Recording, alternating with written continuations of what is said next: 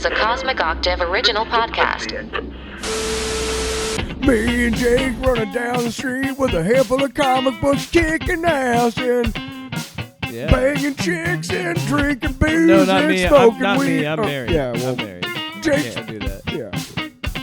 Off panel, off topic with Jake and Tyler. Welcome. That was Tyler making that noise. I'm Jake. He's Tyler. Off panel. It's not actually a guitar. It's me.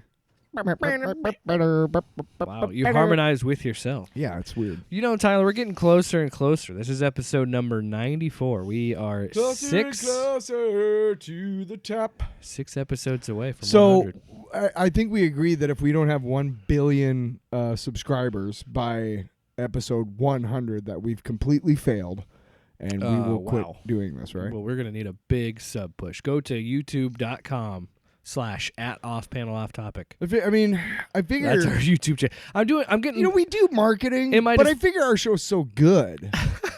Why aren't people? You know, I'm glad you said that because I am trying to get better at doing uploads. You're doing great. You do way more than I did. I did a long form essay about Fallout New Vegas. That's up there. Underachieving with Jake is what I'm calling it.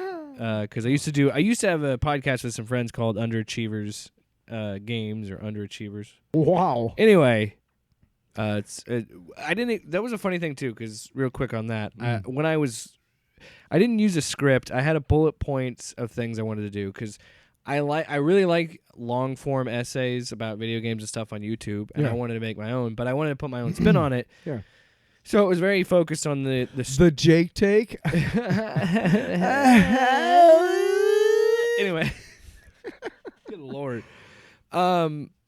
spirits. We get one of those an episode. You know that? Like 4. I think contract says 4, motherfucker. Oh, shit. We have contracts. I don't remember this. I do.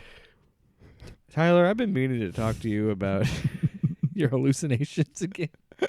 That's not a lawyer. That's just a dog walker. Anyway. That's just a dude who's... That's just a guy. Just a guy who wants your money. Like, why? Is it everybody? I don't have any money. Shit. Anyway. Wrong So victim, it was very dude. much more of like what we do here with this podcast. I think it was very more conversational. Yeah. In doing that, because I was like, this will probably be like 25, 35 minutes, and it ended up being 54 minutes. So... I just like, how did we have the gift of gab, which is what my mom that's what says. I mean. Nobody else was talking to me. I talked to myself, or the viewer or the listener or whatever. I also put it up on this feed, so you can listen to it there too. Yeah. But I don't know. It was just weird. You're weird. Anyway, I'm trying to get better at uploading the segments. And by the way, big announcement. You're doing a great. Well, yes. Big announcement. We're gonna flip the format now. Normally. In this scenario, when we see a brand new movie in the theaters, we talk about that first, get that right out of the way. Don't make it seem like I'm the one who changed it. No. I'm making this a big... What if you hate the Stop sounder? Stop it. I'm making it a big deal. I'm hyping it up. Because I'm excited. Because by the way, Tyler made a sounder for this segment that we're going to be doing. I wanted to say all month long. I'm not saying... It's going to be a recurring segment, but at least for this month, we're going to do a couple of these in a row. And then after that, it'll be more sporadic. But we decided to call this RoboCopalooza because little did I know. Now, I had heard of Prime Directives, and we talked about this last week. Right. I did not know there was a family-friendly live-action series, but I knew there was an animated series. And I was like... So you and I both love RoboCop. Right. That's how our friendship literally started, was RoboCop, right? We started talking about it at work, but you texted me and said RoboCop the series is on what was it, Peacock? Yeah. Yeah, and I was like, I just randomly saw it one day on and Peacock. before I texted you back to say which one before I texted you back, I went to Wikipedia and just looked up the franchise, and I got to see both of the. So then I asked you which one, and you were like, it's a series.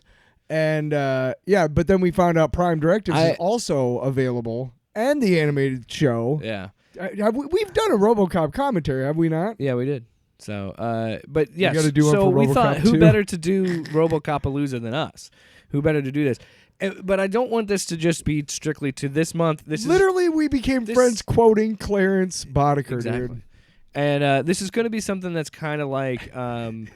I like the idea of having rotating segments of kind of shuffling in the Grift Report here and there, and shuffling in this. Yeah. So this is going to be something that we're going to cycle in. If it's going to be a little bit slower month, we don't have a ton to talk about. Yeah. And and it's just going to be like when they're not going to. Can I build on what you're saying there? Hold on. Okay.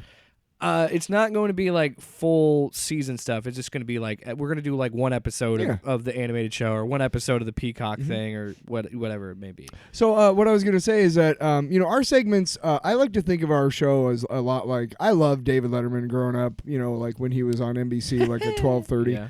and he always you tuned in, and every night he's got the top 10 list. But not every night does he have stupid pet tricks or stupid human tricks or throwing shit off the top of the building. Like you understand what I'm saying? Yeah, we couldn't do this every week. No, I'm saying that you tune into us every week, and you're gonna get something every week that we talk about. But then you're gonna get some segments that float, and you're like, oh, cool, this segment I haven't heard this in a while or whatever. Speaking of which, we haven't done edited for TV in a long time. We should bring that one back too. Oh my God, yes. You know what happens when what was it? God damn it! Because do we still have when you scramble another man's egg? It was find a stranger in the Alps. Yes, because it's fuck a stranger in the ass, and it was changed to find See a this, stranger. Larry? This is what happens when you find a stranger in the Alps. Anyway, so all that build up to tell you that yes, this is the first ever edition. So excited Of RoboCopalooza. I worked on this for a full 10 minutes. I have not heard this. I built Hey, I have an outro sounder that we have, but that's it. I have no other contribution. I worked on it for so long, I almost had to pee in the middle. Okay, ready? Everybody ready? Here it is. First ever edition of RoboCopalooza.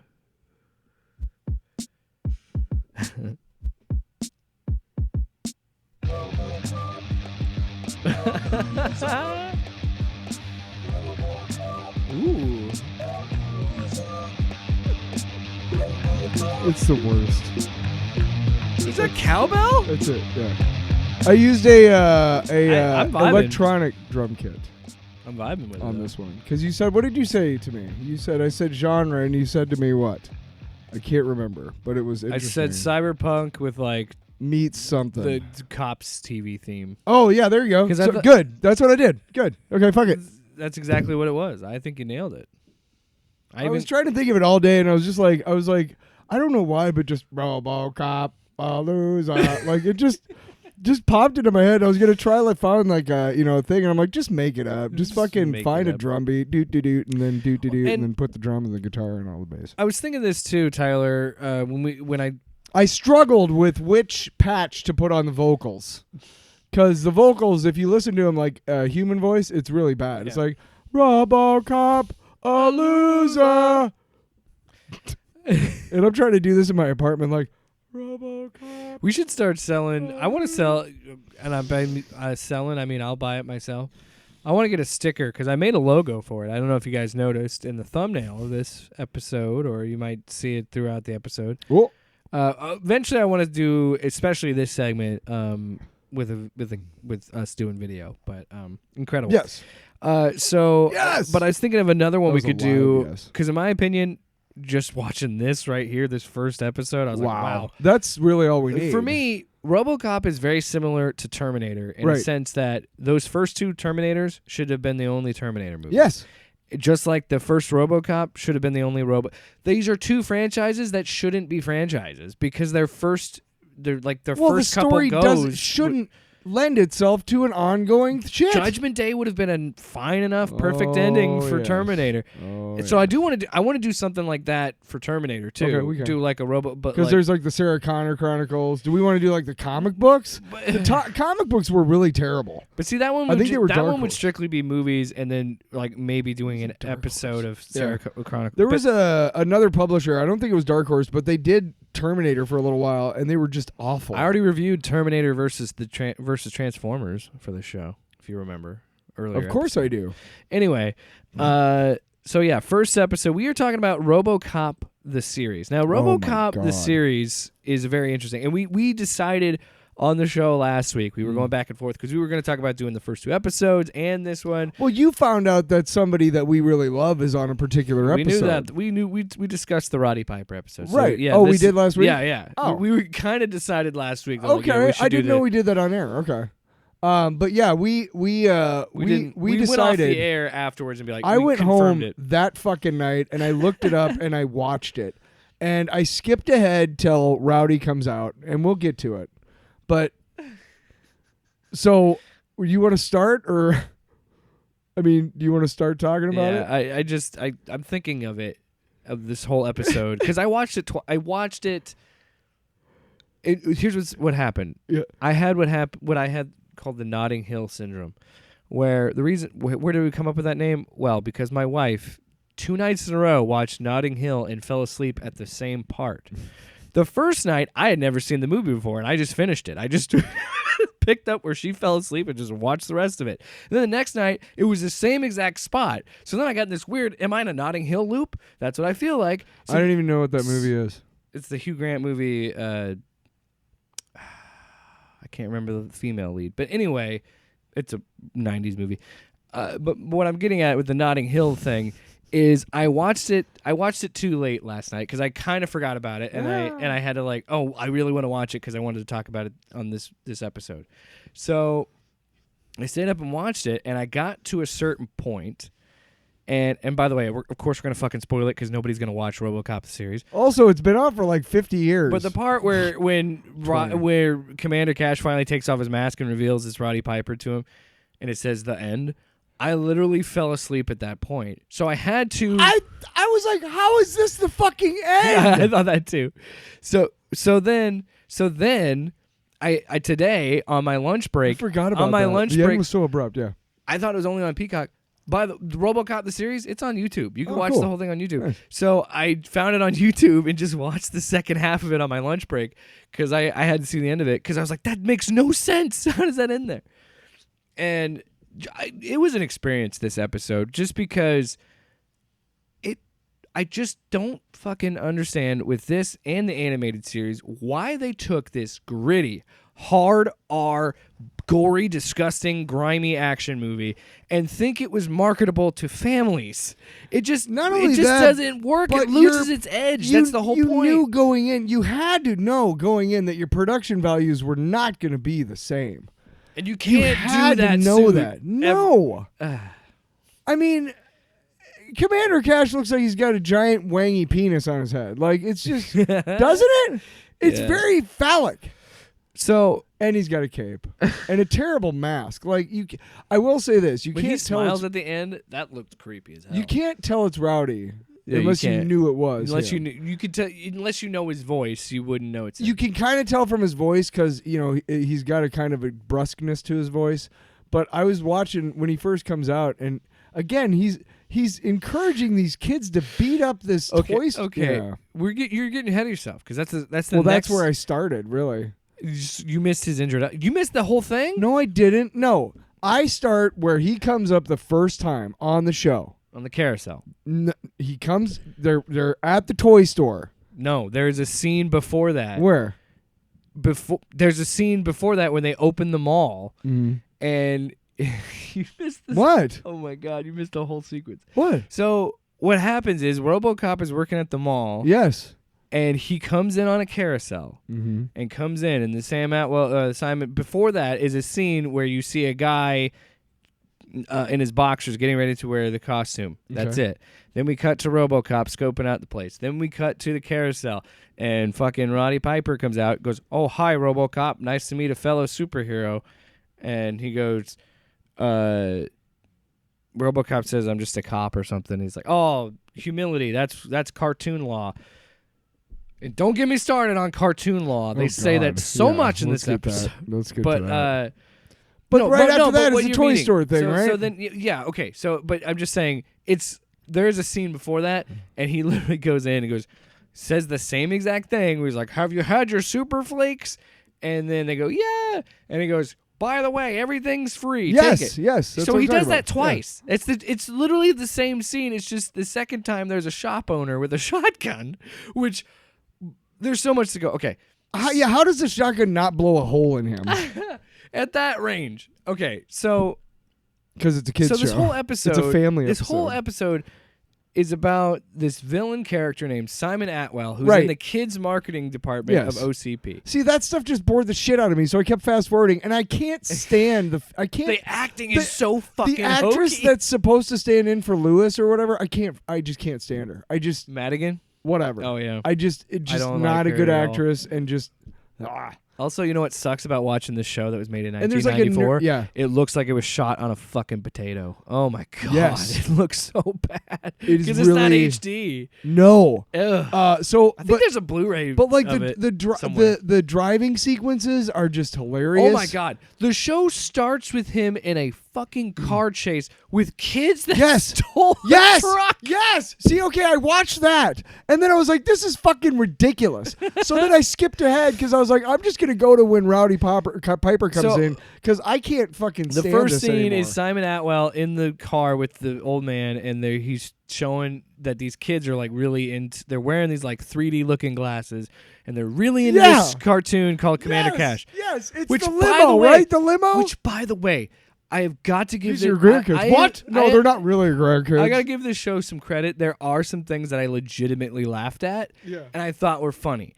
Like, okay, Commander Cash literally says at one point he mentions the economy when he fights people. Yes. Where he's like, "There's not room for us in this economy." Yes. Is what He- he says. he's like out there fighting He's like trying the to deficit. fight for. He's fighting for capitalism. I- 'Cause yeah. he's an OCP mascot. Yes. And that's what I mean.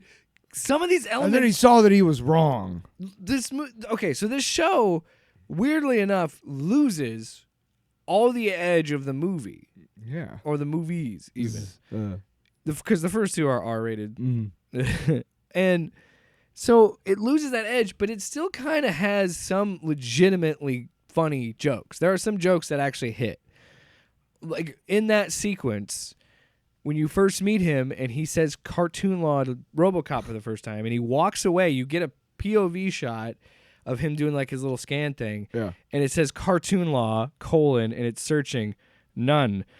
Dumb joke, but I'll give it credit. That's a silly joke. You know what my favorite special effect was in this entire episode? What? Was when he is facing the wall of boxes and he's like, "Where's Commander Cash?" And he uses his thermovision, and it's this really bad like stick figure.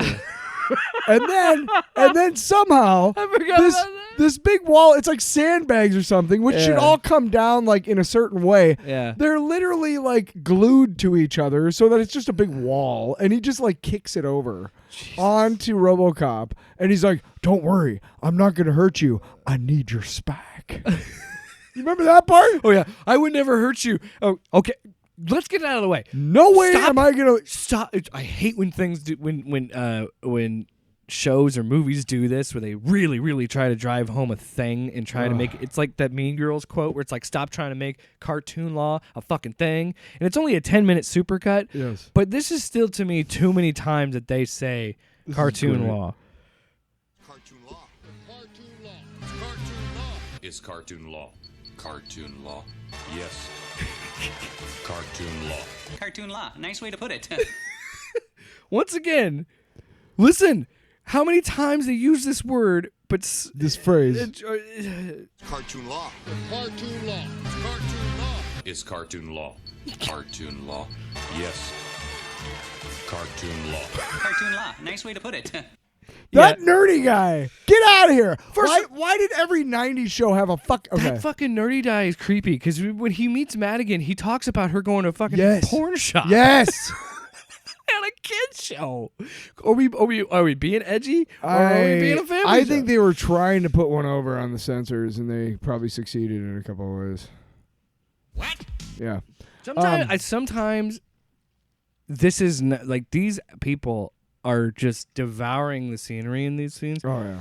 because this is cartoonish, like some of this acting, and I don't blame them. I think this was the direction of the show because it takes away the edge So, and then yeah. adds in all this. It Budget makes it meeting. a parody of itself. Budget meeting for episode 13, RoboCop versus Commander Cash. No way are you guys getting the budget for a sequence for Commander Cash's So- origin. Okay, so how are we going to do Commander Cash's origin without the budget? I got it. What's that? We're going to have a little box that RoboCop sticks his spike in, and then we'll have a cartoon. We can get some animators, right? Sounds great. Let's do that. I'm not going to hurt you. Cartoon law. He fucking says that, and when he says, "Of course," that's okay. By the way, what is cartoon law? You may ask. That's a good question, Jake. Cartoon law is literally just good guys beating the bad guys, and the good guys always win, and they don't do any bad things. That's literally what cartoon law is, aka fucking any the worst sort the worst of medium. part of it like is you watch this cartoon and you start realizing you're like, holy shit. So basically, Commander Cash is RoboCop. Like, he's got the same origin. He was badly disfigured, except for he doesn't need the cybernetics. I don't know. Okay. man. I don't know. And now- I can't tell you. So let me just read my notes from watching this show, because this is fucking great. Without a doubt, the most bizarre and entertaining 30 minutes of my life. The production values are terrible. The inflatable door thing at the end, when they're trying to get Atwell. And like Oh my he God, throws when he like throws this the- weird, it's this weird like inflatable thing that like just blows up in the door and like bounces him back. And you're like, what? That's what the fuck is They that? just start cheering. Yeah, Commander Cash's You know what? headgear. It What? looked like a fucking I don't- frag mine that he threw It out. looked like a fucking one of those inflatable beds you buy for when company Air Commander mattress, it just Commander bounces Cash's headgear just awfully good. But you know, I Hey, watched you know what? You look at this show and you say, I got what I paid for. I watched this show all the way to the end, and I didn't realize that there was an end credits theme song. "Oh my God, that theme The song!" at cock the rock end? theme at the end. Okay, first of all, it's Joe Walsh from the Eagles and Lita Ford from like hair metal. What? I literally. Hey, they can what? Hey, calm down, calm down. Sorry, but dude, how But did that happen? It's 94. They're probably desperate at that point. I don't know. But it's a banger, dude. It's a banger. Holding hearts and love and killing guns. Like what? I don't. You're a You're RoboCop. RoboCop in the heart of the city. Can we talk about? Okay, so again, because this is a cheesy Dude, that just- family show. That blew me away. We're not spending enough time on this theme song. It is literally like it is a marriage of two, like you got a rock legend and Lita Ford is not no slouch herself. Hey. She was in the Runaways with Joan Jett. Yeah, Kiss Her Death. Oh yeah. Yeah, and she had those. She had a really good solo career. She did that song with Ozzy Osbourne. Why'd you roll But- your eyes at me? Because she never changed as an artist. And I remember there was a time in the early to mid 90s when a lot of like classic rockers, whatever, or cock rockers from the 80s, Which is why she did were the RoboCop finding show. time to go on MTV or other like things and be like, yeah, Nirvana ruined our careers. And it's like, like Winger. I remember Kip Yeah. Winger said that like in a thing. And I'm like, no, your career is over because you suck. I don't know how you got good in the first place, Man, shouldn't you be in jail? But Lita Ford was one of those people who just, Yeah. she like cheered, she was like happy when Kurt Cobain killed himself and shit, just awful. And she's a right-wing dipshit now. And Is I she? just, I oh don't know. yeah, she is. Oh, She's, yes, well- she's a, Anyway, but dude, what a crazy, that literally out of all the craziness surrounding this show and the ridiculous production values and the hammy acting and the just mind-blowing, like I thought I was hallucinating watching this show. I'm like, right? this can't be real. It seemed like I thought because I fell asleep that I was just dreaming. After all of that, the song is what's really like, what? What got me? Okay, so I will give them again. I'll give the show props. How they did the guy who's how they did Roddy's backstory for this actually was kind of interesting. I liked how they did like this animation style thing. Well, they kind of had to, I think. I mean, I mean, seriously, like it's a again- production value. I got what I paid for.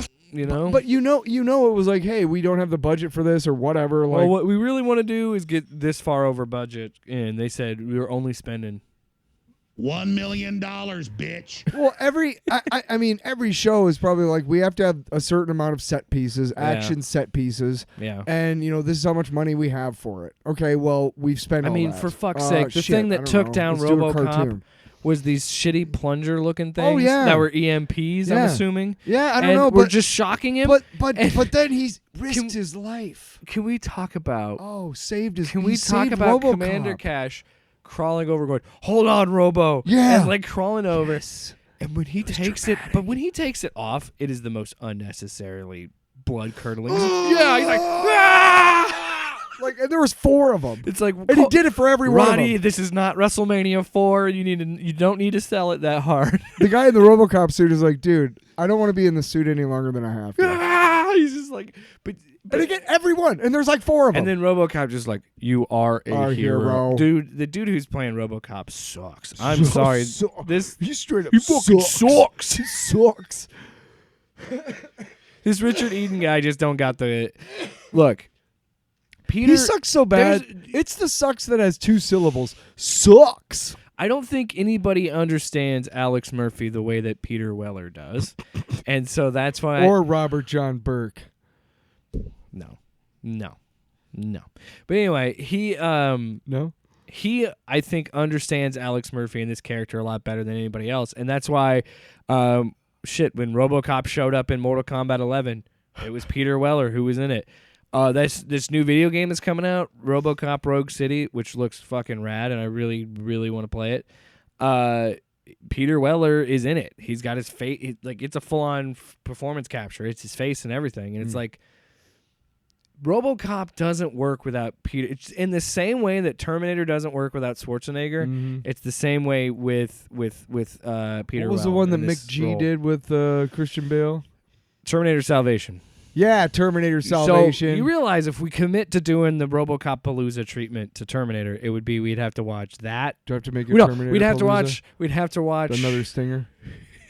No, I don't want to put too much work I don't on know it. if I have 10 minutes But I'm just saying anytime. I just Coming like up I just like doing shows about cybernetic organisms. I mean, like, So this but I want to get back on this Yes. with again, it just I'm glad I watched it. this is most RoboCop fans are where you and I are, where the best one was the first one. Yep.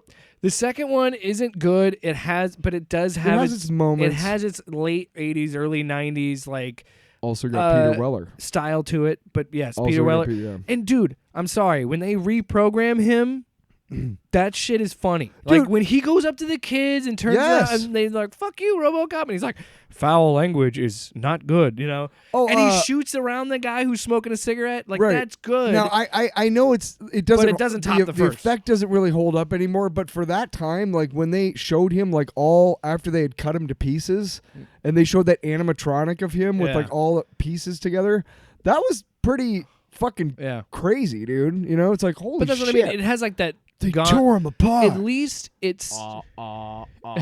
At least it's stuck with the Gonzo, fucking batshit crazy 100-mile-an-hour style that was the first movie, and the second movie they made it cheesier and the jetpack and all that. And this is a little more humor in the second one too. But this is a great example. This, and I'm sure Prime directives will feel the same way, and I'm sure the animated series will feel the same way, especially the animated series, because that is mind-boggling that they did that. I had a RoboCop There's a action toy, figure. yeah. Yes, and he had a cap gun thing in his body. Yeah. Yeah, I What know the exactly. I've fuck? seen those commercials. But I had the RoboCop video game for the NES. RoboCop versus Terminator, that was a video game. I've It was never- also a comic book written by I Frank read the Miller. RoboCop comic book that Marvel put out. It was not bad, but again, it's Marvel. You can't. You love Marvel. You're a shill. No.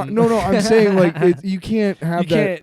You don't have the edge. Like if you're gonna No, do, you can't be able and to, that- unless and- it was like an epic book. And if you want to, we can also Epic we imprint. could. I have not watched it. We could watch the 2014 remake, but based on what I've seen of that, watched it? based on what I've seen about fuck? that movie, it's not. Its biggest problem is it's trying to be a RoboCop movie, but also like because I've heard there's like redeeming qualities to that movie. It's not but terrible. I've just- seen it.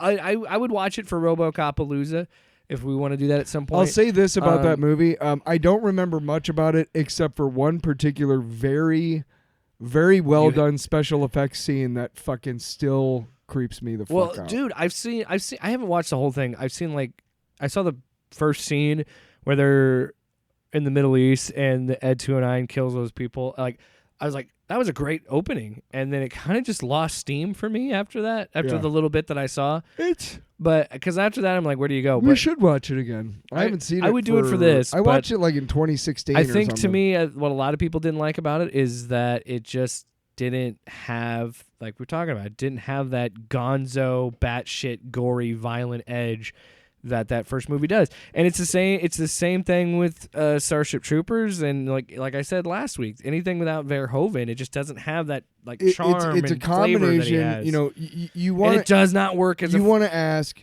right? you can't make a cybernetic Is cop it the like writing? Is it the directing? Is it the production values? Is it the produce? You know, I mean, pick one, man. Somebody at some point on that line should have been like, this is not passable. This is not good. But nobody did because everybody was probably getting paid. And that's the thing. I don't blame them. They're doing a job, whatever, but they're clearly doing a job. And because this was Right? Nobody's Yeah. passion is this fucking show, not even the actors. This is pre Fast and Furious sequels. This is pre MCU. This is pre like big time franchising. I mean, yes, it had sequels eventually, but that first movie works on its own because Still fucking holds up. because it wraps up Murphy's story in one movie, and Yes. it focuses on Didn't one need a thing. second. Didn't need a second. Or damn sure didn't need a third. Fuck no. I've never seen the third. Or have I? The one with jetpacks. Who's like the villain? Dude, I've only seen it like once or twice. Yeah, because I might. It's not good. No, I know that. Again, 2 has redeeming qualities. Again, I watched 3 2 does about not. 3 months ago because I was really bored, and I was like, "Oh, let's watch." Again, these RoboCop we're 2 We're again. eventually we're gonna eventually watch we're gonna it eventually watch all this schlock. at some point. Yeah. I don't even have a rating or anything for it. I think really what it boils down I'm just to. pleased as punch that we got to see something like this. And that I texted existed. you this morning, the day that we're recording. I texted you because I'd seen most of it that night and I had to finish it. I'm like, but it's just a special piece of garbage. Like It is hot garbage. but I love it. I think I love it in a sense of like I'm glad that we could watch it for this show because it's something that I want to talk about because it's just insane. Again, that anybody I'll thought never watch that you it could again. market this to a bigger niche because that first movie was a hardcore niche audience, and to think that you could make RoboCop ain't gonna work for everybody. I'll never watch that episode again. Probably never watch another episode of that series again. Hey, you never know with RoboCopalooza. That's true. But I'm really glad. That's what I was saying too. Like in a weird way, I'm really glad that it exists and that I was able to watch it just to be like, what the fuck? Because I don't think I know anybody that's as passionate about RoboCop as you are. This, like, with you and I, like, we like it more than most people, I think. I say that wearing a RoboCop T-shirt with my RoboCop action figure. It's kind of a little bit of a Which, by the way, complex. At some point, I've been hearing this. It's been in developmental hell forever. There's supposed to be a RoboCop sequel called RoboCop Returns, but it's what they call the requel, or it's a reboot sequel, where it's going to ignore 2 and 3 and be a direct sequel to RoboCop. And they had Peter Weller attached, but that's been in development for years. He's too old now. Who knows? You could just deep fake it. You could just CG it. At that point, I'd be like, just get a new actor. At that point, just fucking make it. Or better yet, just leave RoboCop alone, because it's like and I'm saying this as someone who loves RoboCop, and I'm glad that it has had a cult following enough where, again, I could buy this action figure or have the shirt or buy the Blu-ray and stuff like that. But at the end of the day, it's just like it's really just that one movie. Anything else is shit. But I think I enjoy it for what it is in a sense of like you said, it's just schlock. Like a shit. It doesn't matter. I don't care. And you know what else? That first movie isn't going anywhere. I can still watch it and enjoy it. You know what I mean? All this other stuff, it doesn't matter. That episode that we watched does not change how you feel about the first movie. No. At all. At all. Exactly. That's what I'm saying. That first movie is still fucking amazing. It's a masterpiece. Clarence Boddicker is still one of the top 5 fucking movie villains of all time. I don't give a shit who you are. So next. Come on, Sal. The Tigers are playing tonight. I said month is going to kind of be RoboCopalooza month. So we're going to kind of stack it. And then after this, after we finish watching the animated series, we're going to kind of take a break from it. And then, it'll be a shuffling segment. So next week, if possible, Tyler, I would love to do Prime Directives. So that is another. Yeah, we can do that. I'll have time between because it's four episodes. They might be an hour each, but it's 4 episodes, so you can kind of space it out throughout the week. You know what I mean? You don't have to watch it all at once. Because this was made for Sci-Fi back in 2001. Yeah. And so I watched the Dune series. Yeah. Which was actually really good. Considering the production value that they had, I know I've said that about 1,000 times on this episode, and I'm sorry. But considering the budget that they had, you should be sorry because I have to do it every time. I got what I paid for. Anyway, production value. Well, that's just it. Yeah. That's all. Well, no, I mean it's just. I mean they had a better budget, or I don't know. There's people out there who just hate what's his name's Lynch's Dune. Yeah. And you want to, dude? They spent a lot of fucking time on sets and shit, dude. Yeah. That's a beautiful movie. Whether you like it or not, it's beautiful. So. Fuck off. I don't got anything other than that. Well, yeah. Wow. So real quick before we close the chapter on this edition I of never want to do that. RoboCopalooza. Never ever. The movie was originally so this was filmed in Canada after the failed RoboCop 3, which I think another reason why people didn't like this show because it's too much in the tone of RoboCop 3, and every person hated RoboCop 3. So apparently Skyvision, the Canadian company that was producing it, was in talks and negotiations with Peter Weller, but did not come to fruition. 22 episodes were made, but the series did not get renewed for a second season. I'm shocked.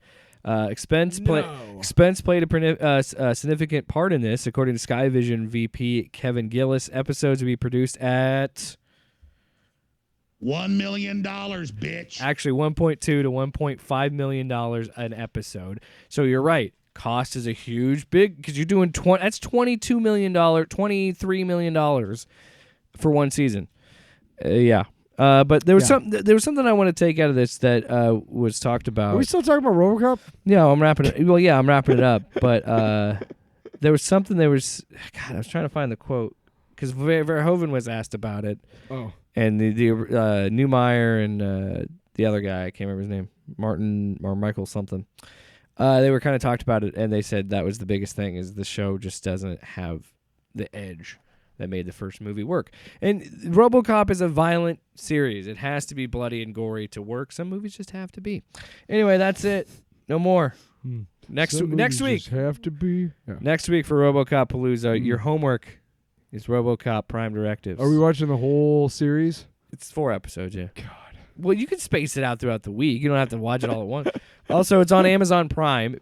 By the way, Jeff Bezos fucking owns RoboCop because MGM, he owns MGM and RoboCop. So, but the good news is about that, you can watch Prime Directives on Amazon Prime.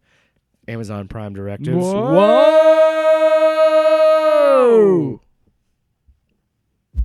Oh, no, that's not the outro. Don't do it.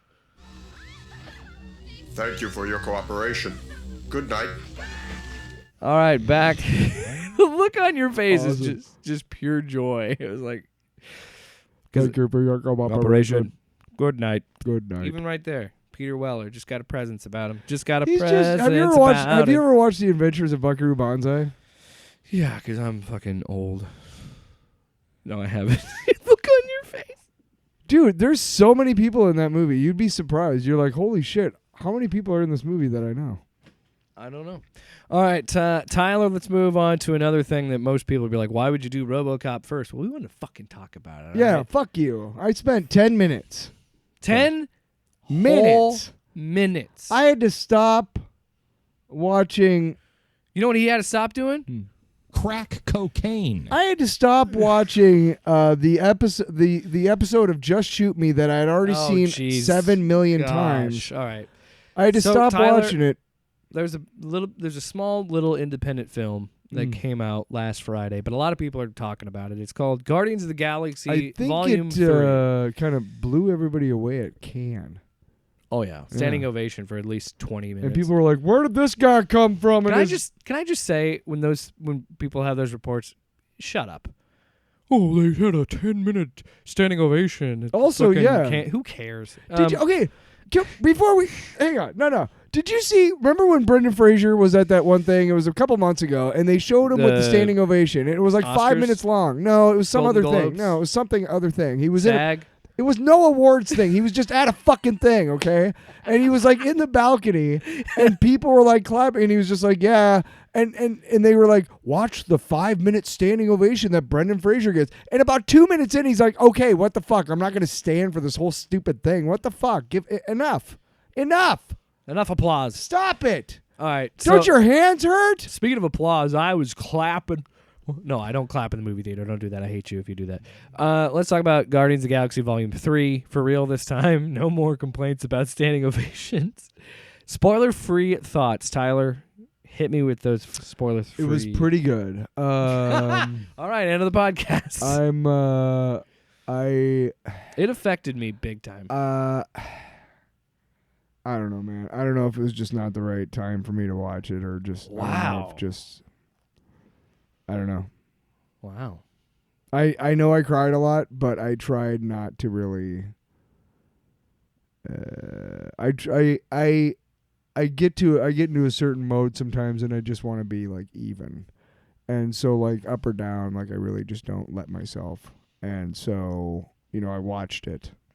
I had paid for the ticket, so I watched it. Oh boy, because I'm gonna be just gushing. Effusive. I'm gonna we be know. like I'm gonna We be like know. a candy. I'm gonna be gushing I about this movie because I fucking love this movie.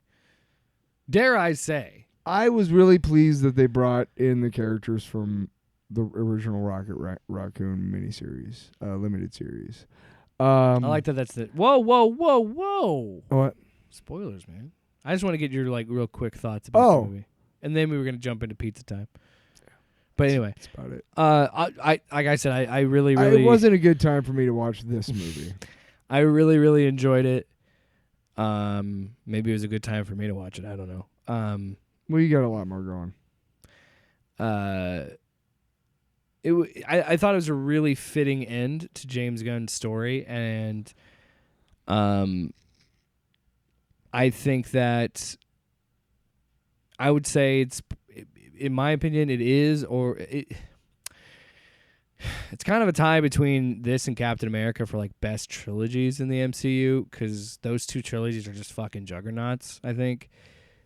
But I might kick you in the nuts. I might give the edge to Guardians of the Galaxy just because of what this movie does, and what I think it does, and what every trilogy should do well is that third movie should enhance the other two movies and make the other two movies better, and I think this does. Yeah.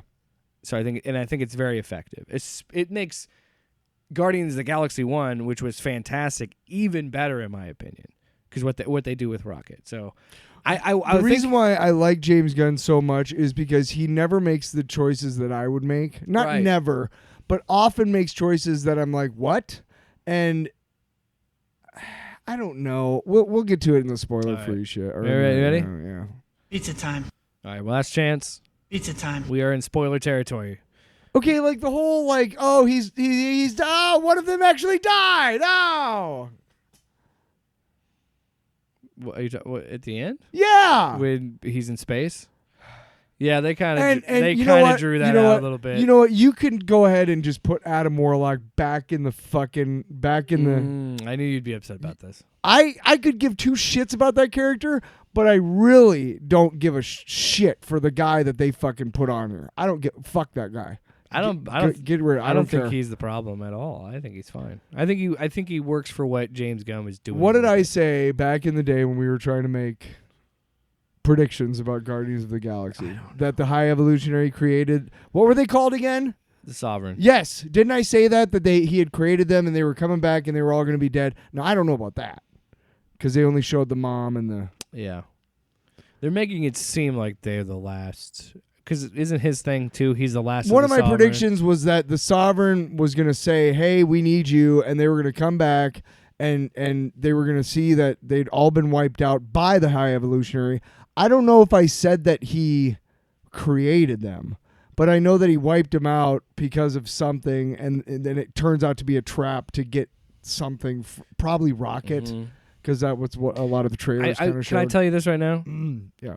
I'm going to enjoy this review a lot more because I like it when we have opposing views on things and we're not just both gushing over something. I don't think you hate it. I don't think you're saying it's a bad movie at all. I don't think you are. But I think I am a lot higher on this movie than you are, and I'm interested to see why that is because... I'm just not in the right fucking emotional I don't know. frame of mind. I think that's fair. I think that's fair because of where this movie ends up. I think how this movie ends... I don't know, man. This is why I love doing this podcast, and I love talking about movies, and I'll always love to talk about movies. This movie hit me a lot differently than I think it would hit you because it's the end of my 20s. I'm going into my 30s. It's an ending of a period of my life, and because that first movie is 9 years old. Yeah. So when that came out, I was just turning 21. You were just a baby. I was still in my early 20s. And now then, you have a baby. And then the second movie comes out in 2017, and my wife and I were starting to living together at that time, and it was like a different change in my life and all this stuff. And then there's comes this movie, like you said. Now I have a kid, and things are much different. So I think it's going. I'm always and Ashley says this. My wife said this to me, and it's true. I have a special I hold a special place for movies, and I think other people might not. Movies are very important to me. Well, they're important to me too. Well, I know. I'm not saying they are for you, but the reason they're important for me is because of that is a lot of how I built, a bond with my dad. It's a little way I bond with, movies can just, it's art. Art brings people together. And I don't know. I think that's why I'm so in love with this movie, because it left me in a really happy place, because while I thought it could have been different and interesting to have one of them die, I think none of them dying is a bolder choice in my opinion. Because, that's my thing is that I know so many people walked into this going thinking like, somebody's going to die. Which one of them's going to die? It was the same as Infinity War with trying to figure out who would die. And I did not go into this. I assumed, honestly, I kind of thought they would all die. Oh wow! Just wipe the slate. Well, here's one thing that I really enjoyed is that in the trailer they make it seem like Star-Lord's dead and they're all carrying him, and it turns out that it's actually them, just carrying him home. I love that. That was awesome. So I liked how they played with stuff. I liked Cosmo a lot. Yeah, I think Cosmo was a really good addition. What kills me about Cosmo is he just didn't bother to explain, because there's no real reason. She shows up. She's there in the Christmas special, the holiday special, but she's just there. She talks about it a little bit. She's like, they put me up into a rocket. I know, but she's like, there's no explanation to why they know her or why they're with her. She is in the first movie as a gag. Yep. After the collector's place is destroyed with Howard the Duck. Yep. Yeah, fucking Howard the Duck's in this too for that one scene. That's funny. I want to talk about it because some people said it felt too long. I disagree. I thought it was paced. I thought it was paced very well. I don't think it was too long. No, in fact, I actually made it all the way home to take a piss first, which is not too long for me. I even stuck around for the credits, post credit stuff. And yes, I am kind of disappointed that neither one of them furthered anything in the MCU. I know. I'm that guy. Well, no, I'm that no. I think it's funny in a sense because they're just fucking trolling you because they're like, okay, they're saying that Star-Lord is still out there. Yeah, we know. You gave us no new information. I'm never gonna I know instinctively as a good that it's. I don't want every end credits scene to have something to do to further the MC. I don't need it, but I want it.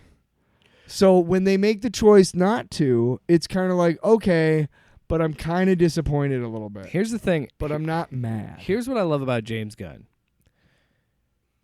He's always this series has always been his kind of like poking Kevin Feige and poking the MCU. Because in the second movie, he trolled and put 4 fucking post-credit scenes, and a lot of them meant nothing. One of them was just was Groot becoming a teenager, and you know, and then these two. I mean, I really liked that first. I like the mid-credit scene because, like you said, it's going back to the comics where Rocket Raccoon is the leader, and I am happy. Like, if this is it, I'm happy with it.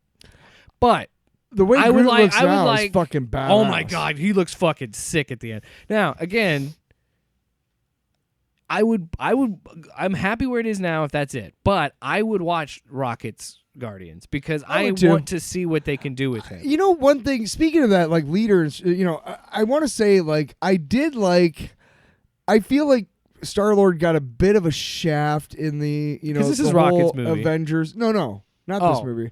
In the whole Avengers, like, Infinity War saga thing, because he is, not only does he basically fuck up the whole plan on Titan by punching him and shit like an idiot, but also, like, you know, he just kind of comes off as an idiot. And I like how he still did, but in the end, like, he's the one who had the plan that worked. And like they show that he is a good leader and that he's smart and capable and he's you know, he's bold and brave. Well, it's funny that you bring that up and because he might fuck up, but in the end he always, you know, comes through. Yeah. And that's what I liked about, I think to me that was my favorite part of the movie, is that he ends up, because I think the last time we see him before this movie, especially even like the Christmas special, he's kind of comes off as a doof. You know, just an incapable whatever. Well, and it's like, well, he's not though. He's an adventurer. He's a space adventurer. He's an action hero. You know. Well, he's Kurt Russell. His character is Kurt Russell in Big Trouble in Little China. Yes. And like at that time period where Kurt Russell would be a lovable doof action star, and that's why. And I don't know if this is true or not, but I think there was something that Tango and Cash. That's how he got. Tango and Cash. The reason Kurt Russell said yes to playing Ego is because Chris Pratt is just playing me. Tango and Cash. It's whatever. When are we going to do a commentary on that? I fucking hate that movie. Are you serious? It's a stupid movie. Yes, that's why we have to do hate it. Dude, Jack Palance. They wasted. I don't want to talk about it. We're talking about Guardians of the Galaxy. Cut it. You don't like Tango I've never and seen it. I'm joking. I've never seen it. It is the worst movie ever. I've only seen like bits and pieces of it. I've never actually watched it. So fucking. We're not talking about that. Yes, we are. No, we're not. Yes. We're talking about this. That was the soundboard, not me. Yes. Shut up. Stop using the soundboard. Because you keep derailing me, you dick. I'm trying to think and get about my thoughts, and you keep saying stupid just things. shut the fuck up, God Tyler. damn it, you fucking douche. Pew pew quip, pew pew quip. There's a lot. This movie is very funny. I think James Gunn's humor is almost always works for me, but there's some times where the whole Nathan Fillion thing was fucking great, I dude. Got like one of the yes, dude. Every time he was on screen, I think. Wait, are we gonna throw a fit about that? Because we got to throw a fit about it because how dare James Gunn put people that he likes in his movies that are friends and family? How dare he? I feel like he had the, yeah, we know. We're not gonna. You know what? We are gonna talk about that when we get to his wife, but not right now. Sure. Nathan Fillion has kind of gotten screwed by the MCU a few times, and one of the ways that James Gunn kind of inadvertently did it was he had like some cameo parts for him in Volume 2 as Wonder Man or something like that.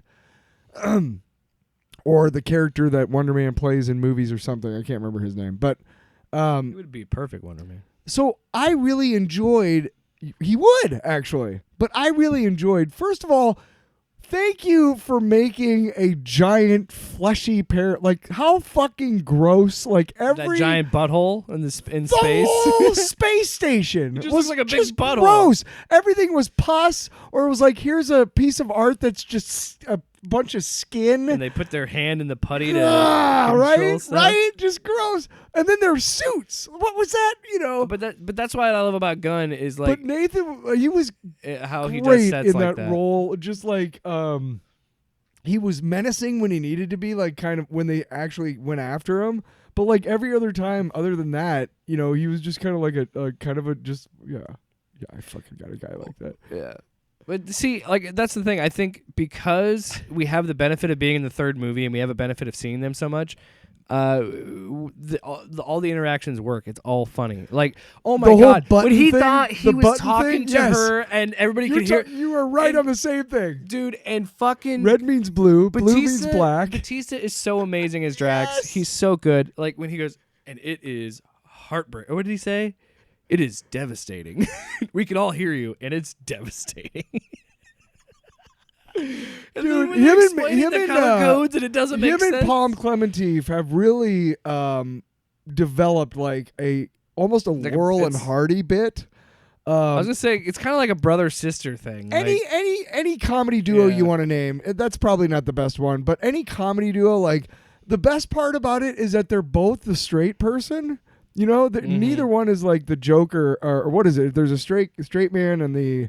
I just thought it was just the straight man was the name of it. Like, No, there's always two in it. Never mind. Anyway, Abbott and Costello. Right, one Just of them's say the that, straight yeah. man, and the other one's the Joker. Right, the whatever, guy that one delivers the that punchlines. Delivers, yes, thank you. But they've almost developed a thing where they're both Yeah. at the same time. But that's what I mean. It's like they have like this silly brother sister relationship where they're just two goofballs. I think the reason why everybody likes working for him and being in that movie and everything is because everybody got a chance to shine. Yeah, Even everybody gets fucking something. even his fucking brother. Vin Diesel gets to say something else at the end. I was thinking about that. Somebody had a theory for that, and I think it's genius. If this What? is what Gunn intended, that's fucking smart. What? So throughout the movie, I Am Groot's talking, and everybody understands him, but Gamora doesn't. She's Right. like, "You're just making this shit up, right?" Yeah. And then at the end, towards the end, he says, "I am Groot," and she's like, "Yeah, I know. It was fun working with you too." Yeah. So she understands him. I think what James Gunn is implying at the end, when he doesn't say "I am Groot" and he says "I love you guys," that is James Gunn talking to the audience directly and saying, "You're the other member of the Guardians. That's why you can understand Groot." And when you think about that, I think that's very sweet. That's cool, yeah. If that is what he intended, It I don't know. shocked me. Yeah, I was like, wait, what? Right, because I love you guys. you can't really, like, you try to, okay, have you ever been in a car accident, which you have, Mm-hmm. and I have too, it's not at all like the movies. It's hard to remember how it happened. And I'm not saying that Groot not saying something other than "I am Groot" is as shocking and traumatic as a car accident, but it is a shocking event. Right. And so I can't I just remember, and then as soon as he says "love," and my brain is like still not processing, so then when he finishes saying it, I'm still haven't processed, and I'm just shocked, but I'm also glad, and it's like cool. Yeah. It was sweet. I also have kind of a complicated relationship with my dad, and that whole end scene like pretty much made me weep like a little baby. Oh man. Well, so I cried. Yeah, but I think everybody cried a few times watching this movie. If you didn't, I don't think you have a heart. Because we're kind of. I wanted to say that I was pissed when he fucking tore up his face. You know what I mean? Like, I felt that fucking anger and that fucking. Well, I kind of wanted to get to that last and talk about the fun stuff because that stuff is dark and different. And I applaud James Gunn for believing in his ability as a storyteller, believing in the story that he wanted to tell. But there was a point I missed earlier that I wanted to talk about. Do you think that elevator scene was kind of James Gunn being like, I had to do all this stupid shit to make this story work, where Quill is describing his relationship with Gamora? Kind of feels like that's James Gunn being like, you fuckers you fucked with my characters, because he did not like that Star-Lord punched Thanos. Originally, he was going to kill Gamora in the second movie, but she made it to that. And so, yeah, then he's like, well, I wanted her to be after he saved her, I'm sure he wanted her to be in that third movie, because according to Bradley Cooper, this was always James Gunn's endgame with Rocket. Like, this was always going to be the arc. Yeah. And so he kind of had an idea for a trilogy, and then I don't know, because I've seen some people have that thought too. Because I'm trying not to like get other people's takes, but I was just kind of looking at people's reaction to the movie on Twitter and stuff. And there's some points like that I think about. Like, I could see that interpretation of James Gunn being like, look at all this shit I had to do to make this work.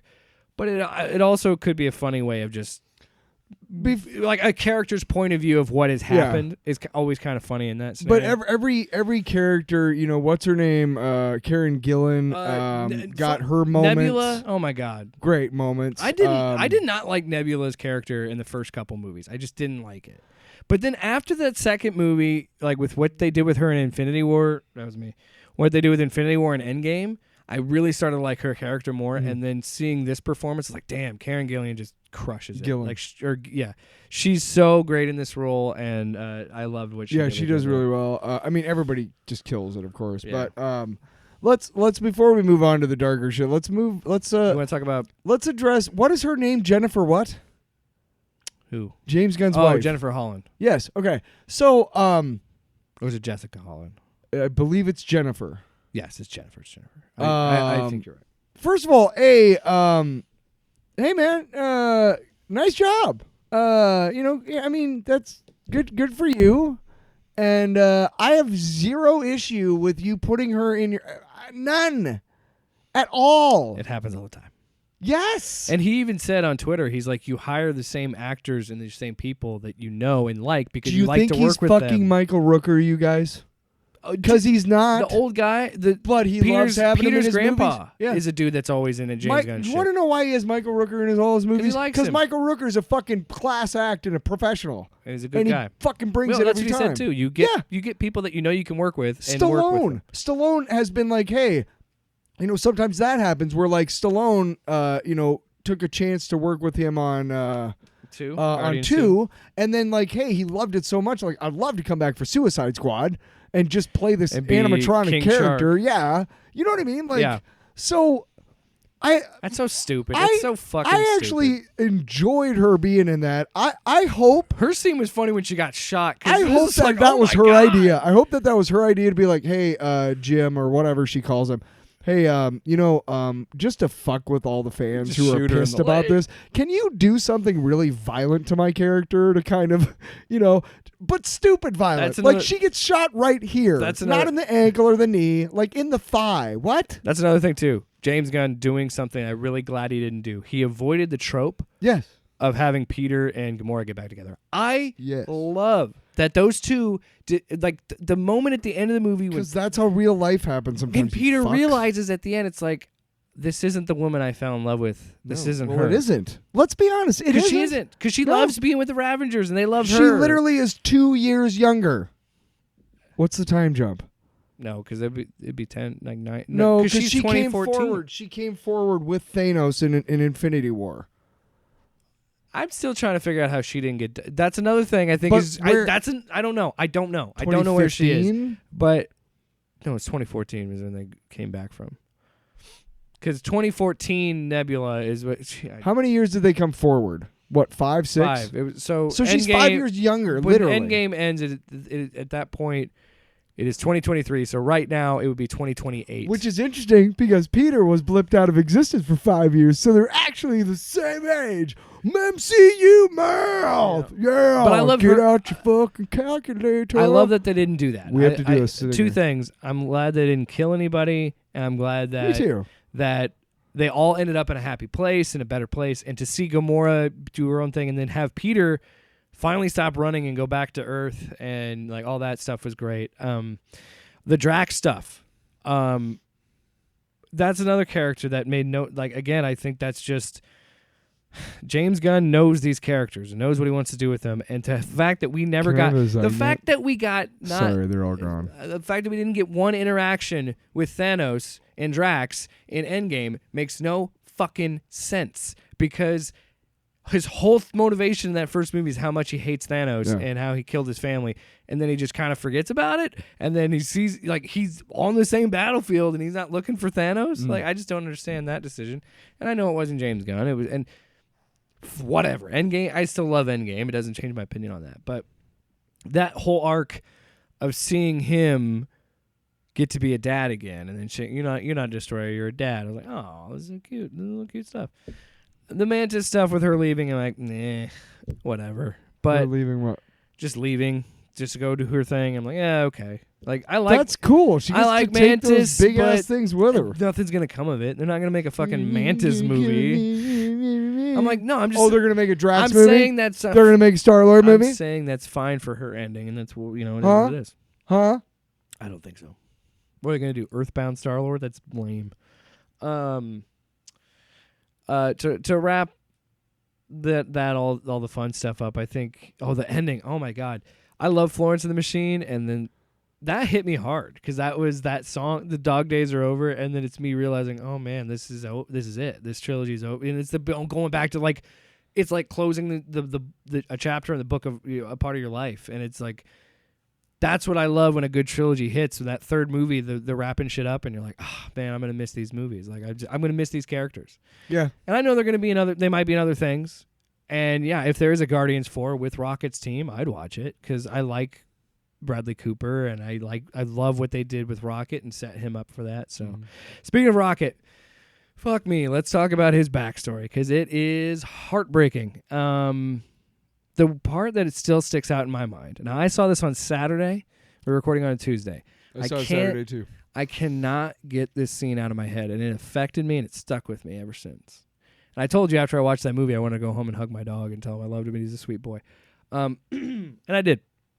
But the part where Rocket first gets experimented on, and he first learns how to speak when they give him this higher intelligence, and he just says the word hurt. Just talking about it makes me want to cry. Because he's such an innocent and defenseless animal, and he just goes, hurt.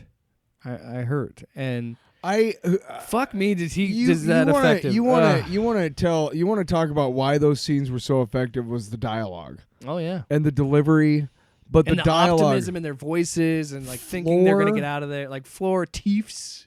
By the way, that's not the walrus's name in the comics. I don't remember what it is. And I don't remember a rabbit. And as far as the comics goes, and again, I'm not. Their relationship. Yeah. No, I have no issue whatsoever with how James Gunn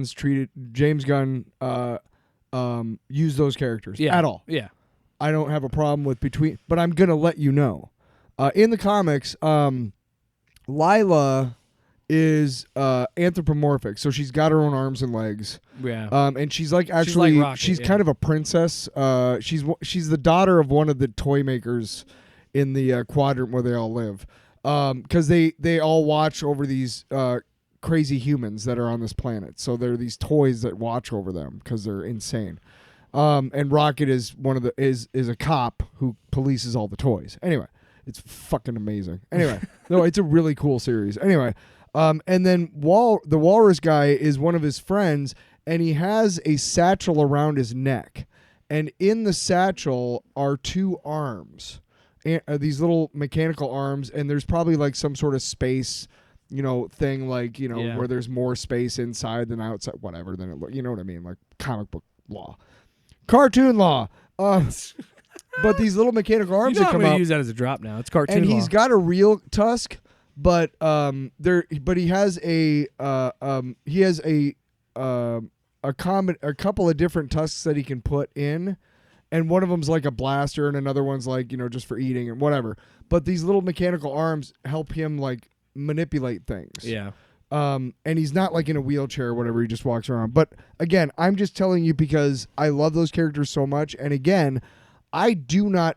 This is what happens when you really like characters like those two, and then you see them on screen, and then you realize those are not the same characters that you love. Yeah, it's an adaptation, yeah. Right. And you know what I don't do is flip my shit and start making a bunch of YouTube videos about fucking yeah, give me fuck off. Oh, I need to pull out. I wasn't gonna do this originally, but I need to find this audio because I need to do it because This movie. No, people were like, That face you made was just. well, no, because of course the anti-fan grifter types They admit- gotta fucking hate on it. No, Oh. they admit it's good, Oh. but they're like, yeah, there's no like wokeness and politics in it. I'm like, this is the most You're actually animal really rights driven stupid, yeah. movie I've ever Everybody seen. deserves a second chance. Yeah, I mean, come on. We're Well, talking about you fucking grifters. the You have villain, time Tyler, to come back. The villain is a eugenicist, Yes. a genocidal eugenicist. By the way, fantastic job. Yeah, is it Chuidi? Is it? Without She- being able to read it, I'm not going to say it. I've heard it pronounced, and it's. But he's great. He's great. He was Mern and Dude, no, but that's what I mean. Mern and Peacemaker to this, the range this dude has. I really Holy liked. shit. I really liked. This is one of my favorite Hey, parts stop of the bumping movie. your butt on the table. Is how Talking to my dog. during almost every flashback sequence, he's got head of hair and all this stuff, but in the present, Yeah, he's got he that looks like weird RoboCop. stretched skin. Yes. And then They they talk about it? finally explain it in the end when he takes the mask off, and it's because Rocket so fucked mangled. his face up so Yeah. bad. I thought that was brilliant. The worst part about those flashback scenes The way is yeah. in the back of your mind, you know they're all gonna die. Yes. You know those other characters are dead, and I was hoping that they would rescue at least Lila. it fucks with your It fucks with you because you know, and it just hurts harder and harder because you're seeing him. You're seeing that. Oh, it's good to have friends and da da da da, and in that moment you're like, well, they're so fucking dead. It's the And spirit of the spirit of life. It's like a and Disney movie, and it's you always see those kind of like there's certain characters you're like, oh, this is gonna be bad, but it's good to have these sad things. I think. Now, by the way, there's been a lot of debate about this movie with its rating. I think the PG-13 is just fine. I think that parents just have to do due diligence. A lady next to me did gasp when he said, "Get in the fucking car." I wanted to talk about that first fuck in the MCU, and it was great. Oh my! I didn't even God. notice it. I laughed so hard 'Cause it was just it's such so a- startling. Kind And I it's mean, a true conversation. Yes, I had that's that- what I'm saying. Yes, it's Open not the like fucking door. yes, and then open the fucking door. But apparently, that wasn't in the script. It just said open the door. And then James Gunn, he's like, my directing style is kind of obnoxious because I'll have a speaker and a megaphone and I'll yell, I'll feed them lines sometimes to try different takes. So Sorry, the dog's just trying to I didn't play. mean to say, "Get away from me." Fucking dog. Anyway, Also, again with the High Evolutionary, whenever he grabbed Rocket's head, freaked me out. yeah. Anyway, the line was just open, but he has the thing, and he just goes, say open the fucking door, like just say it. He said, I did not expect them to let me get away with it. Like he's like, I didn't think they would allow that, and we got our first fuck. I don't think we'll really ever hear that again, but it is kind of startling and it's funny. But that's the thing. When he said, like what James Gunn said, he's like, but it's hilarious. It works. That's the for way the movie. people talk. And it's just I've had this conversation. You're exhausted with this person. You're done. You're hitting the keyhole. Hit the button. And then the bit where I'm like, I'm sitting there and I'm thinking this, and this is why I love James Gunn, because I think something, and then he shows me. Where I'm like, he wouldn't know how to drive this. And then sure enough, he's like, I left when I was 8. I was like, yeah, he wouldn't fucking know how to drive a car. The whole Counter Earth thing, Yeah. was interesting. Because let me tell you, if Alex fucking Jones saw this movie, he would flip his gasket. Because these are animal human hybrids, and I'm just saying James Gunn is being pure propaganda. Because I mean they are literally showing it in their movies. You know what I mean? Yeah. And he would just be like, which one do we want, Tyler? Which I'll one? drink your blood. Oh, I already. I'll hit eat that your one. ass. That one works. Did I lose that one? Where did it go? I'll drink your blood. That's what this movie is saying. Yeah. See that family of bats that they were doing? They were. You know I'll what they drink were their- saying? I'll drink your blood. Can I just say one thing? When they walked into the house and the music that was playing, that was cool as shit. Yeah. That's the best, like, besides the shit in the cantina and Star Wars, that's like the best, like, spacey, like, alien music I've ever heard in, like, Yeah. any sort of media. I wasn't like the Counter Earth stuff was kind of Because it was just so natural sounding. the bit. Does that make the sense? bit where he hits her with the ball is great. Yeah, I know what you're saying. But the bit where he hits her with the ball, but the Counter Earth stuff with the Bat family, literally the Bat family, I was just kind of like, all right, that's like there was some funny bits like with the couch and stuff. Like, oh my gosh, Oh, but they kept yelling at him. Okay, I take it back. That scene was funny. I was wrong. I just felt like that kind of went on a little long. But then the more I think about it, I was like, well, it still had that fucking bit with him and the couch. And every time you look over, he's trying to like sneak. And that's again what I love about James Gunn is he always still has something going on in perspective. Like when they have their before they have their moment with No Sleep Till Brooklyn, with that big hallway scene. Before that, you can see Gamora in the background rolling her eyes. Like before they even do the close up of her rolling her eyes. Like she's still back there doing it. And I love that. The Counter Earth stuff was great because I fucking love, first of all, he makes the RoboCop reference, which is genius because we were all thinking he's like, he looks like RoboCop. But when he meets the High Evolutionary and Quill is so fucking fed up with this guy that he goes, I don't need to hear about your stupid ass mommy issues while you have this whole plot of revenge. I don't care. Because he starts to monologue and he goes, oh my God, I don't care. Like it's always refreshing when a movie plays with that trope and makes fun of that trope. Also, like I said, like I mean, that was a badass plan that he actually. Oh yeah, and he's having. like kill everybody, and then they just like. Fucking Groot just turns into the fucking Punisher. He turns into like basically Agent Venom. Like just. Another thing I want to point out. Guns. Another thing I want to point out is there are people, and this is what's great about Twitter is there's people that were complaining, saying that Groot's Guardians 1 look is better than any other look he's had. And first of all, these are tree people, so calm down. Second, like go out and touch some grass. Yes. Secondly, or smoke some. Shit. Secondly, this isn't the same Groot from the first movie. That Groot died, and then it's basically Groot's son. He's a plant, dude. What do plants do when they die? They spread a seed and they grow back. Said that it was the son of the original Groot. But you know what I mean? He spread his seed and he grew back. And question and the reason I think I can answer it if I we'll see where I'm going. Hurry up! I'm in the kitchen. I'm trying to cook. What was your question? Because I know where I'm going to go with my thing. So the first one, he gets completely exploded except for a little tiny twig. Okay, fair enough. It takes him time to grow back and everything, right? Oh, this. Hang on. I know what you're going to talk about. I'm just curious. I'm not pissed like some grifter douchebag. I'm just curious how they explain it because I'm one of those comic book nerds. He gets everything except for his head taken apart for what battle? Like the one at the very beginning with Adam Warlock. Yes. Yeah, I was thinking that too. I thought he was dead. Within like a month or so, or within a week size. or so, he's full. And then a couple years after that, he's a giant rock thing almost. You know, he's petrified almost. I also saw somebody, and then I don't know if this is true, but there's some people that have a theory about, again, just looking at the reactions on Twitter, complaining about this, and somebody's also like, well, one, it's not the same Groot, right? It's a different Groot, right? But secondly, this Groot is adapting to the environment that he's in. He looks swole as fuck in the holiday special, and that because he was just hanging out with Thor, and he wanted to be like Thor because he's still a he's still a kid, he's still a teenager, he's still young. So he's like, ooh, I want to be like that. I want to look like him because he's big and buff. Again, that could just be someone's headcanon. Also, but I could buy into that theory. You know what I mean?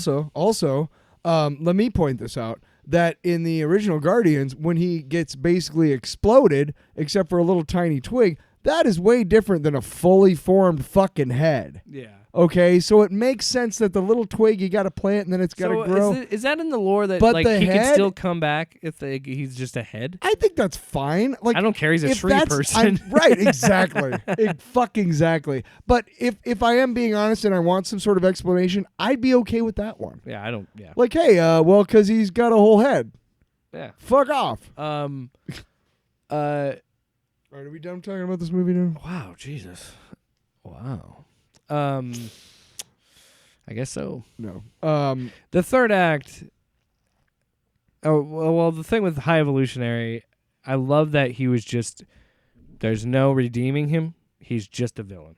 Like he's a shitty person. I liked how his own henchman turned on him at the end. And he killed him out of pettiness. Yeah. Like, and when they're talking about the character, the way they described him is like he believes everything he says.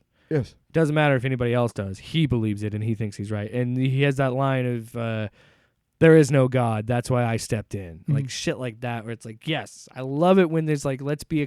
You and I have talked about this. when it becomes a comic book, when it lets itself be a comic book, that's when it's fun. We loved it. We both were like, I wouldn't say his nice. I wouldn't say his performance is like over the top in comic book. I know what you're saying. No, not his performance. Yes, but I know what that you're saying. you have this like very evil guy that's just a bad guy that you're supposed to hate. Yes, And let's be honest, and he was good at it. yeah, he's great. Range, because Myrna is a totally different character than what the High Evolutionary. I don't know. I think they're both ruthless motherfuckers who just want to see their shit get done. So, I don't think they're the same. You know who's not directing Guardians 4? Tiki Watiti. Fuck. Brilliant. All right, we don't have a sounder because it's not Mayhem Comic of the Week. No. I mean, we could play it, but we'd be lying. 'Cause we didn't get this from Mayhem. Let's. I didn't get this from Mayhem, but I got this from the motherfucking artists themselves. Let me. Let's just. Yeah. Next week, the Mayhem will return next week. Okay. I think. Or are we I doing? thought we were doing another Misfit Mark- another one. Mark- We'll figure it out. We'll do that off the air. We're anyway, this one. Yeah. This one is very special because this is Tyler's brother, Carter Allen. Bam, bam, bam, bam, I hope he didn't. bam. I hope if we send this to him, we'll cut out the part where I swore because I don't know how he feels about I don't- curse words. But But anyway, this. he's way better at not swearing than I am. But he I can always be. mess up He the can be name. just as foul mouthed as me. What is this book called? Ecteron. Ecteron versus Des Moines. Yeah. Interesting book. Again, we were at. So you and I didn't talk off the air at all, and I wanted him to explain to you, like, basically all the shit that happened in the State House this past session with all these anti-trans bills and shit. Yeah. That's what that lizard dude and the monks are supposed to represent. Is that Yeah. bullshit of, like, we have to suck everything up and spit it out. Yeah. We have to fucking control it. We have to fucking, do all this shit.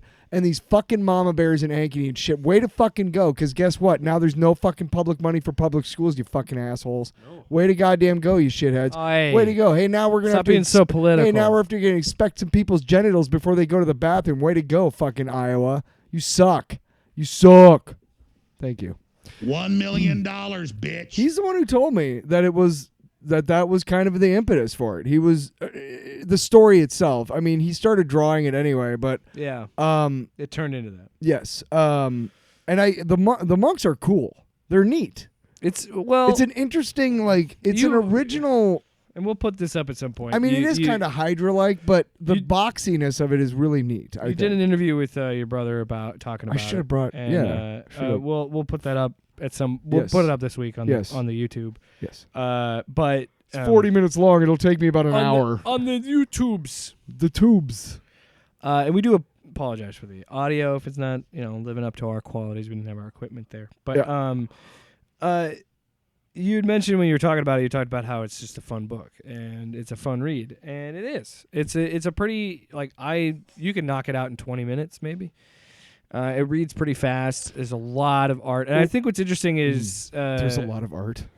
A lot of art. A lot. Well, I meant to say there's a lot of splash pages. It's and basically the panels all. are. It's almost all splash pages. And they almost. just have the description, the captions, and the bubbles in there. And all right. that So stuff. you're talking like a tops every page. You got tops 4 panels and tops 4 boxes of dialogue / exposition. Mm-hmm.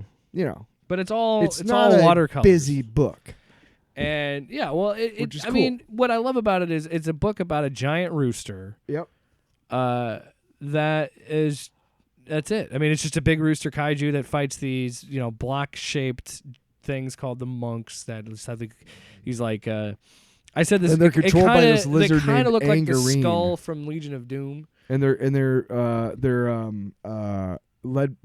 controlled by this lizard named Angarine. Yeah, and then Madame.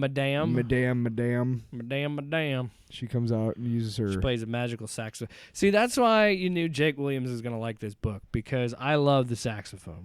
Whenever it's used correctly, it's just sexy as all hell.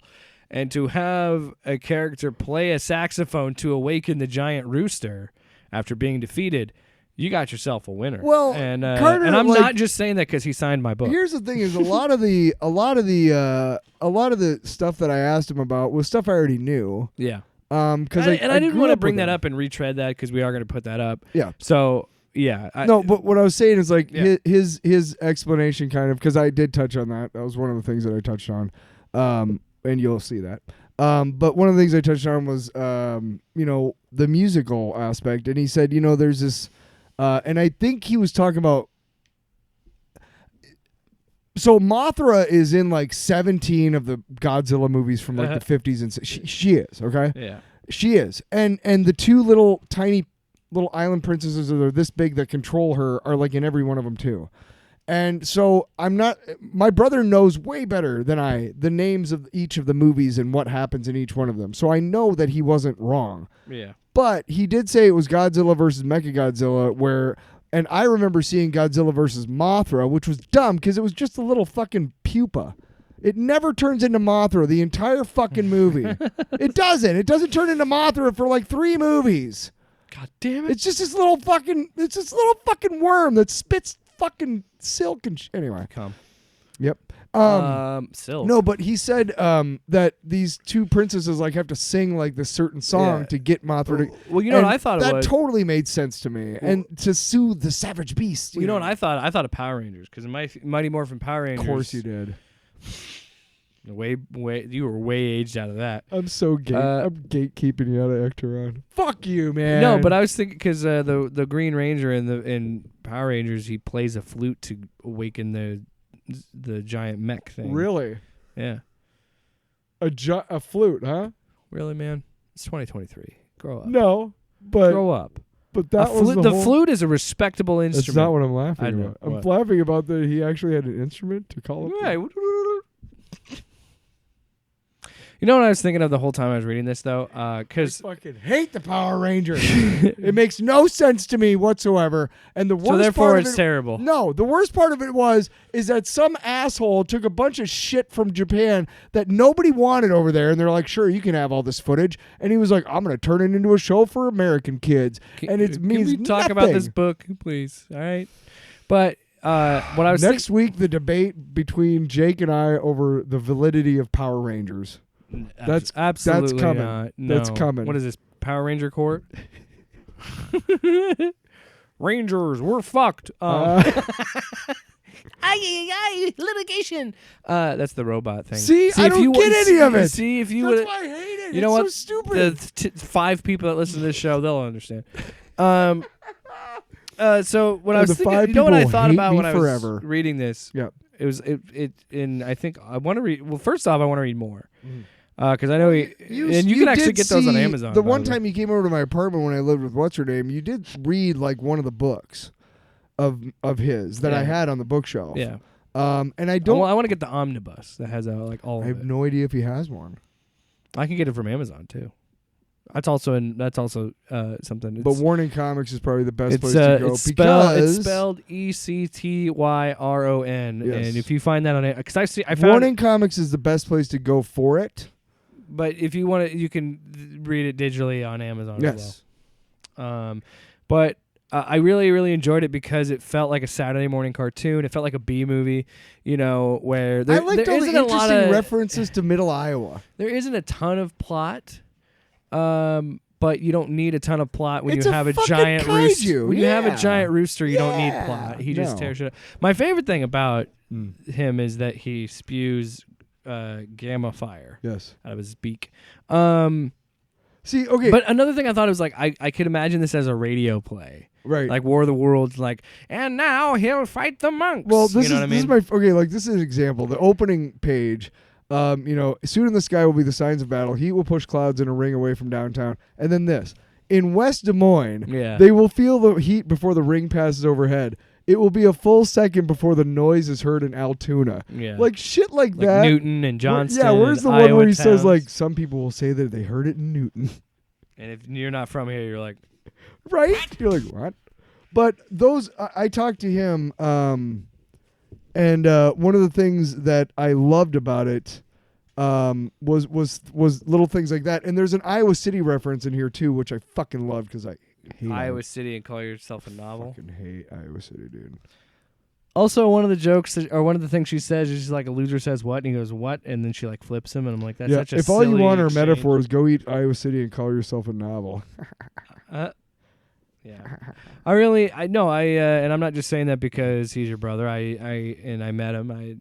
I think it's a fun book. I think, like you said, he makes comic books fun for you, and I would agree. I think he understands, like he gets what comic books are and what makes them fun. And they're like we've always said this. There's a place for the gritty, hardcore, like realistic books too.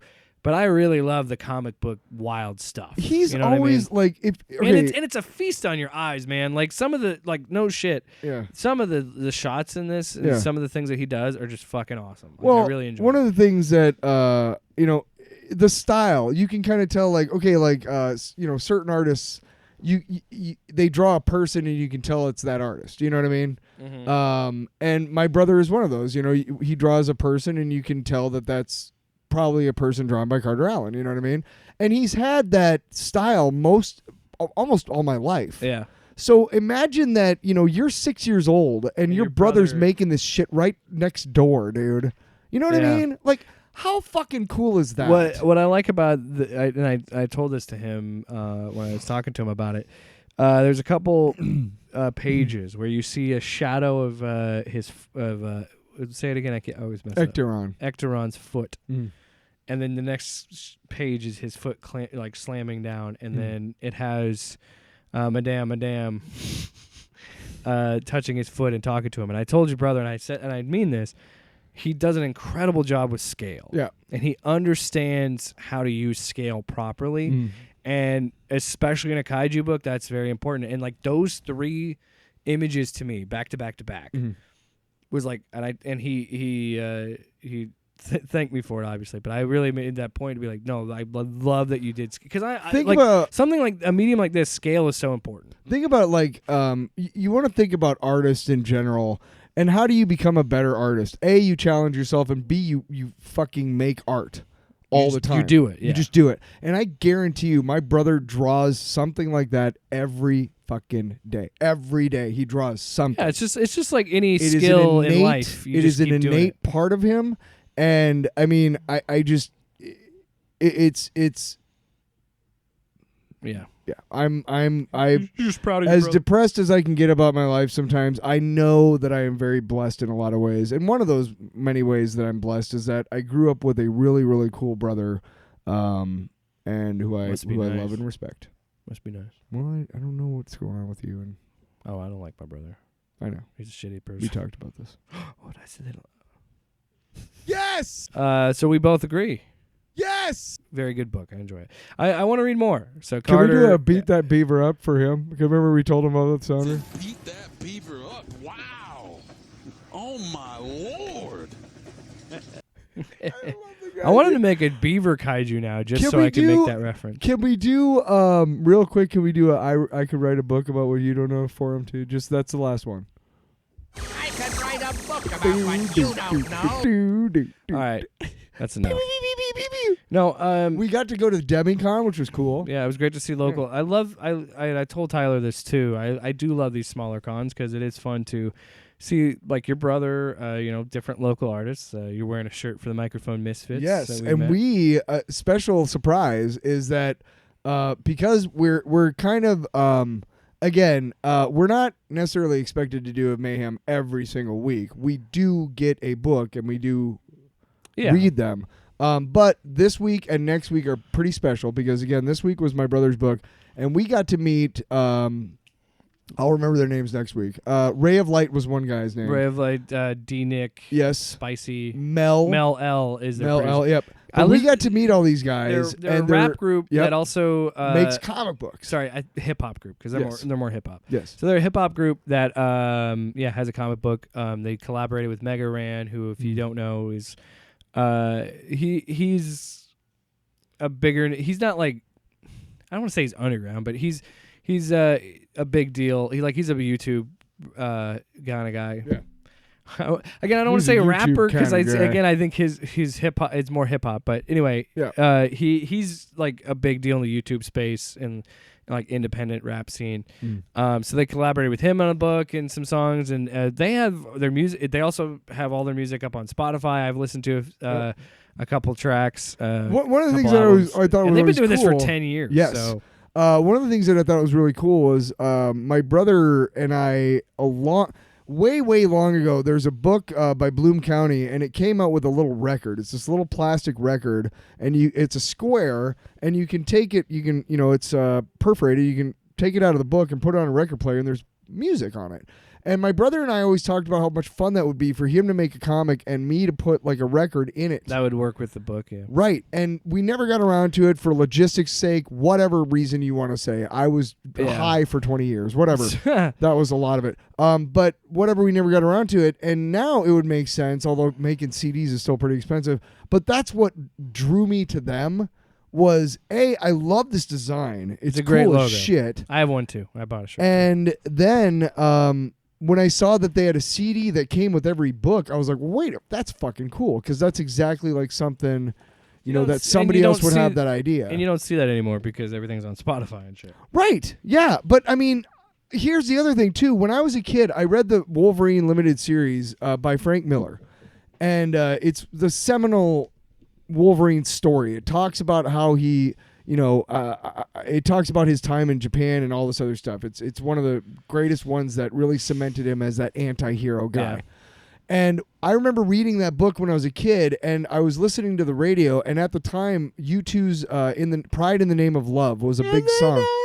That one. And I was reading that Wolverine book as that song was playing. And I'm not going to lie, man. You want a fucking perfect theme for Wolverine / Logan? Pride in the Name of Love by U2. No shit. I'm not kidding. See, this is the problem I have. Read a Wolverine book and listen to that song. This is the problem I have with U2. First of all, I don't like Bono. With me too? Fuck you. I don't like a band fronted by a man named Bono and a guitarist named The Edge. But do you just call him Edge? But hey, Edge. Hey, The Edge. Yeah, do you? Edge we're looking for Edge Edge Party of 4. But I can't deny that they have some bangers, and that is a great song. Or Sunday, Bloody Sunday. You know that one? Whatever you want to think about. Yes, I know that one. It's like one of their biggest songs. Whatever you want to say about U2, Rattle and Hum, some of the best, like... One of the best things about what the British Isles gave us was a bunch of British dudes going like, I can do American blues. And it's like they can't. But that's what's great about it. That's how we got the Rolling Stones. That's how we got the Beatles. That's how we got the Who. That's how we got all of these fucking great British acts. How dare you? White people never stole anything from the black man. Never once. The point is that U2 was the same kind of thing. They were trying to emote a sound that they heard from America. And when they came over and toured America the first time, they fell in love with so much of it that they made that song, that album, that movie, Rattle and Hum. And like Angel of Harlem, that's a fucking banger, dude. Can we move on from U2? No, we fucking can't. It's like the fucking Sting segment all over again. And you know what else I like about him? You know what's impressive is Bono still has the biggest shit. That episode is so cool. The best is when he takes the Emmy at the end and sticks it in the turd. Oh my! You remember the whole time that little Emmy winner? Yeah. That's what we think of the Emmys. In the name of turds. I don't even. So what are we? Is it over? We're done. I said, hey, what's in my blouse? I think it's a mouse. I said, hey, jibba jibba jibba. I gotta get to my house. Jibba jabba jibba jabba jibba jibba bop. We're scatting. Boppa da bop. You got nothing? Thanks for joining us for RoboCopalooza and Guardians of the Galaxy Volume 3. No long box this week because the long box is you. Oh my God. Wait, we can't do that? Wait, we can't do that? Yeah. Well, we can do it. But the music won't do it. No, we can't do the sound bites. We can't do the sound. But we can. Nobody's listening at this point. Yes, they are. Say a sexual joke now. What? Nobody's listening? No, say a sexual joke so they will listen. Oh, okay. Penis. That's it. That's your fucking ace in the hole. Even right there, ace in the hole. That's taint. Ha ha. Taint misbehaving. Ha ha. I said the word taint. I'll drink your blood. Oh, panel off topic with Jake and Tyler.